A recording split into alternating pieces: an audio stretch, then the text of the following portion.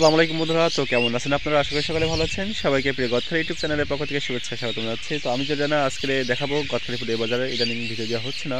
তো আজকে আমি একটা ভিডিও আছে আপনাদের জন্য তৈরি করেছি। তো চলুন বন্ধুরা, ভিডিওটা কোনোভাবে স্কিপ না করে সম্পূর্ণ ভিডিওটা দেখার জন্য অনুরোধ রইল। গদখালিকে বলা হয় ফুলের রাজ্য। এখানে সব ধরনের ফুল পাইকারি দামে বিক্রি করা হয় এবং এখানে প্রায় 70% মানুষ ফুল চাষের উপর নির্ভরশীল। তো বন্ধুরা, আজকে আমরা ফুল সম্পর্কে পরিচিত হব। গোলাপ ফুলের বাজার। তো বন্ধুরা, দেখতে পাচ্ছেন কিন্তু কৃষকেরা কিন্তু সাইকেল এবং ভ্যানে করে কিন্তু ফুলগুলো নিয়ে এসেছেন এবং প্রতি আটিতে কিন্তু 100 পিস করে গোলাপ ফুল বাঁধা হয়ে থাকে। আপনারা কিন্তু এখান থেকে পাইকারি দামে কিন্তু কিনতে পারবেন। তো এটা আছে আমাদের গদখালি পাইকারি ফুলের বাজার বা মার্কেট। এখানে বিভিন্ন ধরনের ফুল, রং বেরঙের গোলাপ বিক্রি করা হয়ে থাকে।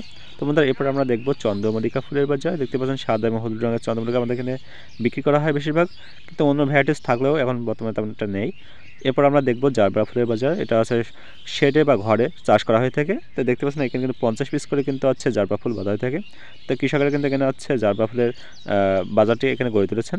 তো এরপর আমরা দেখব রজনীগন্ধা, ভুট্টা এবং গ্যালোডিলাক্স ফুলের বাজার সম্পর্কে বিস্তারিত জানবো। রজনীগন্ধা এবং ভুট্টা এবং হচ্ছে গ্যালোডিলাক্স 50 পিস করে ফুল বাঁধা হয়ে থাকে।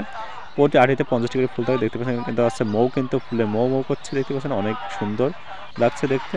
তো এখানে দেখতে পাচ্ছেন ভুট্টা এবং রজনী কিন্তু এখানে দরদাম করে কিন্তু বিক্রি করা হচ্ছে। এখানে কিন্তু গ্যালোডিলাক্স দেখতে পাচ্ছেন বিভিন্ন রং বেরঙের রয়েছে, হলুদ, লাল, গোলাপি। তো চলুন বন্ধুরা, এবার দেখবো গাঁদা ফুলের বাজার সম্পর্কে। দুইটা জাত আছে, বাসন্তী এবং লাল। এগুলো হচ্ছে হাজারে বিক্রি করা হয়ে থাকে। দেখতে পাচ্ছেন খুব সুন্দর ফুলগুলো। তো বন্ধুরা, আজকে ভিডিও এই পর্যন্ত ছিল। যদি ভিডিওটা ভালো লাগে অবশ্যই লাইক দিবেন, চ্যানেলে নতুন হলে অবশ্যই চ্যানেলটিকে সাবস্ক্রাইব করে রাখবেন। তো দেখা হবে নতুন ভিডিওতে। তখন সবাই ভালো থাকবেন, সুস্থ থাকবেন। আল্লাহ হাফেজ।